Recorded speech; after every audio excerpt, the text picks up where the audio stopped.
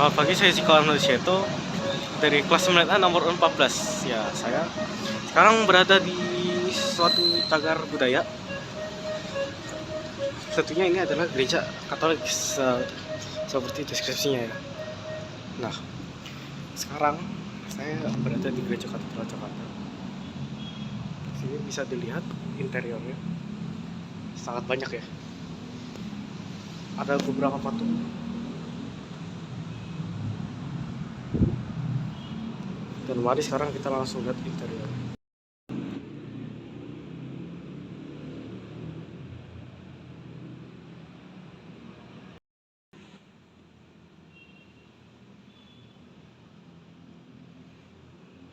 Jadi saya ada di interior Gereja Katedral Jakarta ya. Di depan situ ada altar yang memang masuk tempat yang suci ya. Di situ ada berisi sebuah tempat penyimpanan roti hosti atau yang setelah diberkati atau dikonsekrasi oleh seorang romo menjadi darah Tuhan Yesus Kristus dan juga tubuh Yesus Kristus. Nah, sekarang kita bisa melihat bagian-bagian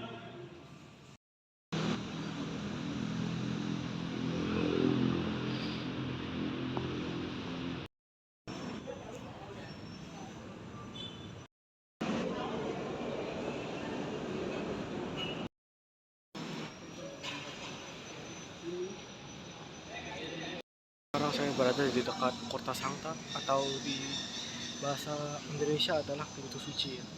Kebetulan 2025 ini adalah tahun yang spesial bagi umat Katolik ya. Karena setiap 25 tahun itu ada tahun yang disebut tahun jubileum atau tahun suci. Nah, Porta Sancta sendiri ini itu diambil dari bahasa Latin. Porta yang artinya pintu, Sancta yang artinya kudus. Bisa juga disebut dengan pintu kudus. Nah, setiap tahun jubileum memang pintu suci terutama di Vatikan itu terbuka.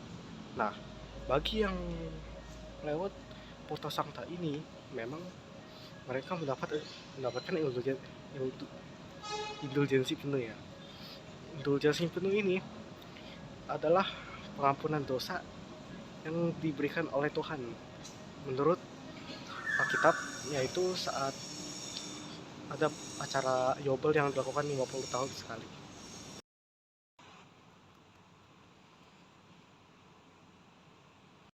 Di depan kapal adorasi di Katedral Jakarta ya.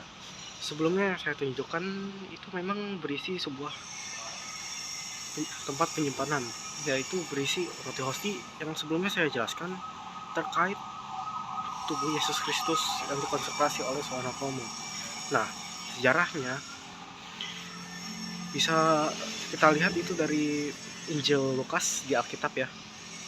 Nah, kapal adorasi katedral ini sudah berdiri dari 2019, di mana Uskup Agung Jakarta yaitu Ignatius Kardinal Suharyo dilantik oleh Paus Fransiskus.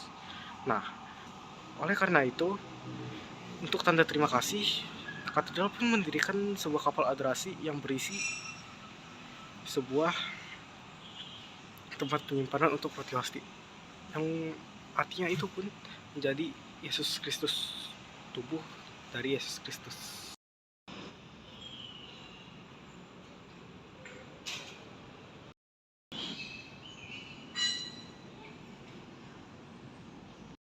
Di depan Gua Maria ya, menurut saya secara personal itu salah satu tempat favorit saya ya. Saya sering sekali berdoa di situ untuk meminta Bunda Maria sebagai perantara untuk mendoakan saya kepada Tuhan ya. Jadi begitu konsepnya. Nah, jadi Gua Maria ini itu memang tradisi yang banyak dilakukan di Indonesia.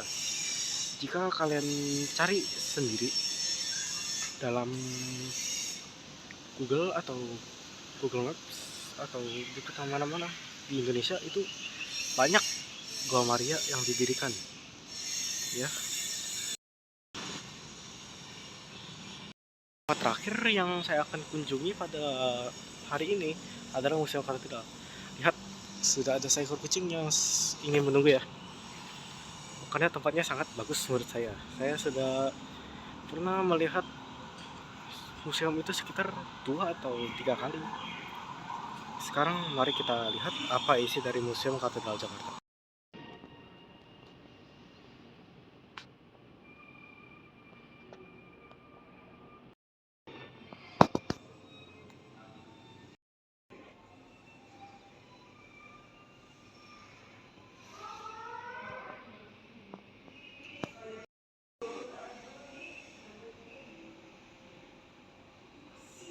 Di sini di ruangan yang saya sedang lihat banyak sekali sejarah-sejarah yang dapat pelajari, mulai dari masa perintisan dari apostolik sampai akhirnya Keuskupan Agung Jakarta yang ada pada hari ini.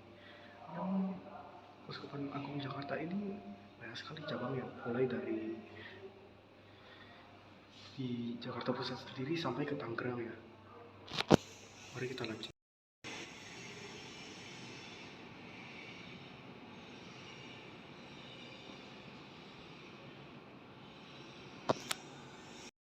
Berada di suatu ruangan di mana banyak sekali peninggalan-peninggalan pada awal monumen katedral ya.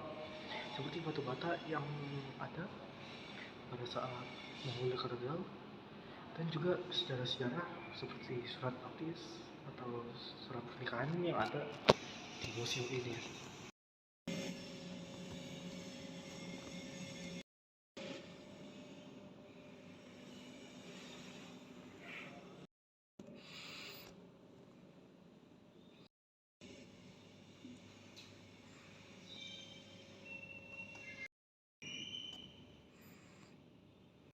Di ruangan ini itu banyak sekali peninggalan-peninggalan dari paus-paus yang sebelumnya ada. Nah, untuk kira-kira pengetahuan umum nih, siapa itu paus dan apa tujuan dia ada di sini? Nah, sebagai seorang pemimpin, nah si paus ini ada di Vatikan. Vatikan seperti yang kalian tahu itu meskipun kecil itu dampaknya luar biasa. Ya, itu paus di sini adalah satu orang yang sebagai Vicar of Christ atau sebagai setara seorang rasul ya. Nah, mereka ini memimpin umat Katolik dalam satu dunia. Kalian bayangkan bagaimana cara satu orang itu memimpin sekitar 1,3 miliar atau lebih orang di dunia yang mengikut ajaran Katolik. Dan juga kemarin juga ada sempat kedatangan seorang paus bernama Fransiskus dan peninggalannya ada di ruangan sebelah. Mari kita cek ya.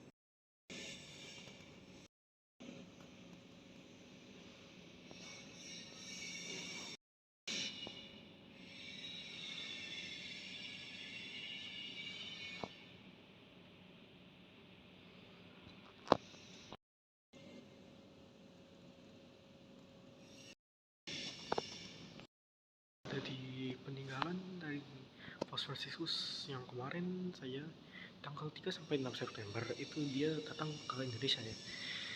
Memang banyak sekali peninggalannya, tapi kita lihat ada beberapa hal yang digunakan oleh Bapak Suci.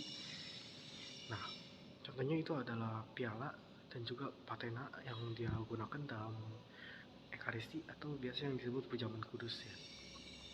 Nah, kenapa disebut Bapak Suci?